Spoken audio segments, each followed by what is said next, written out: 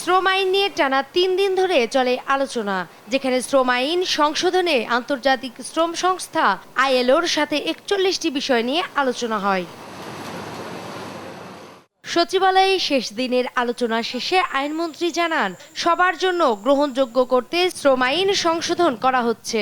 আইন সংশোধনে কিছু বিষয়ে এসেছে যা নীতি নির্ধারক পর্যায়ে সিদ্ধান্ত নিতে হবে। আমরা 3 দিন ধরে আমরা তাদের যে বক্তব্য সেটা শুনেছি, প্রত্যেকটা ইস্যু নিয়ে বিশদভাবে আলোচনা করেছি, মত বিনিময় করেছি এবং আমার মনে হয় যে এই রকম মত বিনিময়ের মাধ্যমে আমরা যখন কোনো কিছু সিদ্ধান্ত নিচ্ছি সেটা শুধু স্টেক হোল্ডারদের জন্যই ভালো না, আমার মনে হয় যে এই আলোচনাটাই ইন্টারন্যাশনাল স্ট্যান্ডার্ডে একটা এক্সাম্পল হয়ে থাকবে। ভবিষ্যতে শ্রম আইনের উন্নয়নের সুযোগ সব সময় থাকবে বলে জানান আনিসুল হক।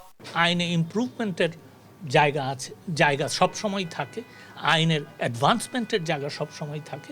আমরা সেই যেটা আমি বললাম আমরা সেটা বিবেচনা করব। শ্রমিক সংগঠন করার ক্ষেত্রে 10% শ্রমিকের সম্মতির বিষয়ে সুপারিশ থাকলেও 15%-এর সম্মতি নেওয়ার সিদ্ধান্তকে স্বাগত জানিয়েছে আইএলও, জানান আইনমন্ত্রী। নূপুর মাহমুদ, দেশ টিভি, ঢাকা।